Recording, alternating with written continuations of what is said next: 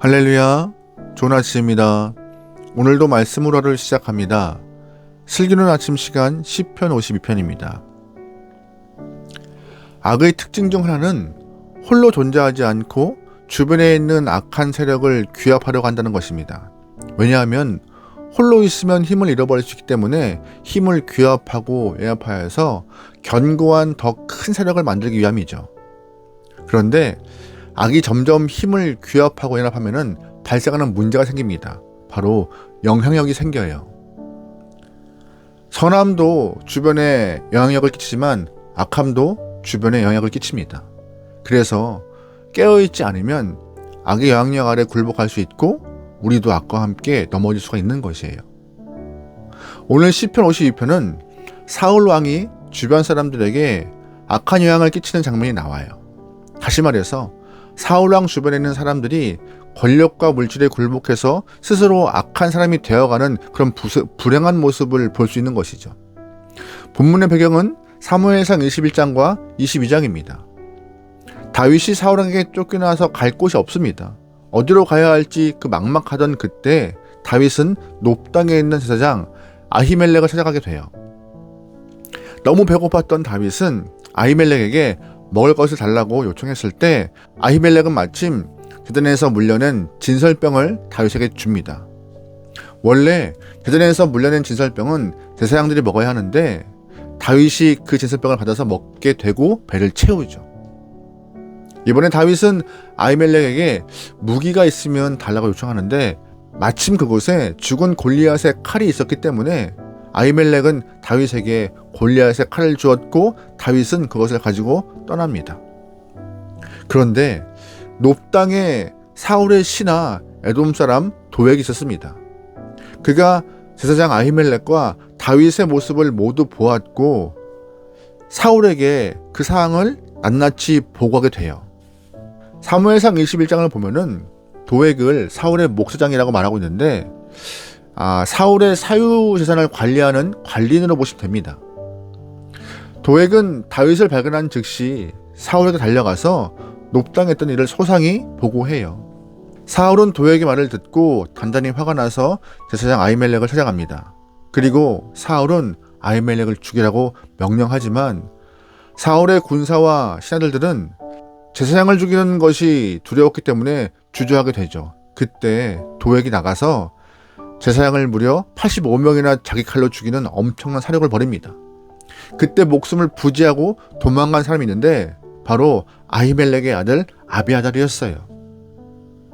아히멜렉의 아들 제사장 아비아달은 다윗에게로 도망가서 그동안 있던 일들, 높당에서 벌어진 일들을 다 말합니다. 여러분 잘 아시겠지만 사무엘상을 보면은요, 사울이 처음부터 악한 인물은 아니었습니다. 하지만 시간이 흐를수록 다윗과 비교가 될 만큼 악한 인물로 변해갔어요.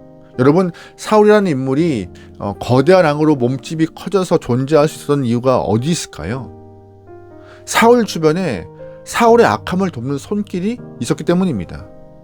악의 불꽃이 금방 없어지지 않도록 사울 주변에는 권력을 탐하는 자, 권력에 기생하는 자, 물질을 탐하는 자, 물질의 부스러기라도 먹어보려는 자들이 늘 있었기 때문에 사울의 악이 계속해서 불타오르고 있었던 것이에요. 그 중에 대표적인 인물이 오늘 말하고 있는 도액이라는 인물인 것입니다. 그래서 다윗은 도액의 혀를 간사한 혀, 악한 혀라고 말하죠. 2절 말씀이에요.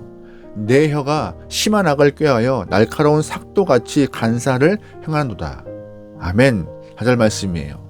간사한 혀여, 너는 남을 해치는 모든 말을 좋아한도다. 아멘. 도액의 혀가 사울에게 가서 높당에서 일어난 일을 다 일러 바치죠. 악을 더 거대한 악으로 만들어버리는 간사한 혀, 불의한 혀라고 다윗은 평가했던 것입니다. 도액은 잘못된 입을 놀리는 죄만 지은 것이 아닙니다. 7절 말씀이에요.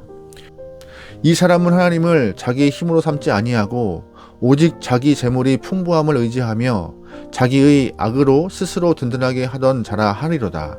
아멘. 도액은 사울의 목자장으로 사울의 사유재산을 관리했던 인물이라 말씀드렸습니다. 도액은 지금까지 부족함 없이 부유하게 살아왔습니다. 지금껏 충분히 누려왔어요. 하지만 지금의 상황에 만족하지 못하고 더 물질을 쌓을 수 있는 절호의 기회라고 생각해서 간사한 혀를 가지고 사울에게 높당했던 일을 다 말했던 것입니다. 결국 도에게 간사한 혀와 물질에 대한 욕심이 제사장 85명을 한 번에 죽이는 엄청난 그런 사건의 중심으로 도에게 서게 된 것입니다. 오늘 우리의 입술은 누구를 따라가고 있죠? 오늘 우리의 마음은 어디에 뿌리를 두고 있습니까? 악한 사람이 악을 일삼는 말을 하는데 우리는 분명히 잘못된 말임을 알면서도 부딪히기 싫고 다투기 싫고 상대방의 마음이 상하는 것이 싫어서 악한 혀와 거짓에 동참한다면요, 우리도 악을 더 불타오르게 하는 악의 동조자가 되는 것입니다. 또한 물질의 작은 유익 때문에 하나님을 의지하지 않는 사람이 있다면 우리도 사울을 도왔던 도액과 같은 사람 되는 것입니다. 그러기에 악이 더 커지고 힘을 얻기 전에 진리로 무장하여서 악에게 지지 않길 소망합니다. 우리가 어떤 말을 하든 어떤 마음을 품든지 악을 더 키우는 말이나 행동은 전혀 하지 않길 바라요. 건강한 공동체, 건강한 그리스도인이라면요, 악이 나에게 다가올 때 단호하게 잘라내고 정리해야지만이 공동체도 살고 나도 사는 것입니다.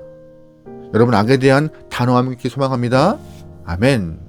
그런데 오늘 본문을 보면은요, 다윗이 스스로를 어떻게 평가하는지가 나와 있어요. 그 스스로를 평가하는 정체성 때문에 다윗이 건강하게 설 수 있는 힌트를 얻는 것이죠. 우리 8절 말씀입니다. 그러나 나는 하나님의 집에 있는 푸른 감람나무 같음이여 하나님의 인자하심을 영원히 의지하리로다. 아멘.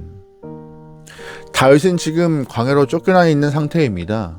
그런데 자기의 몸이 광야에 있음에도 불구하고 스스로 어떻게 평가해요? 나는 지금 하나님 집에 있는 푸른 감람나무와 같다라고 말하고 있어요.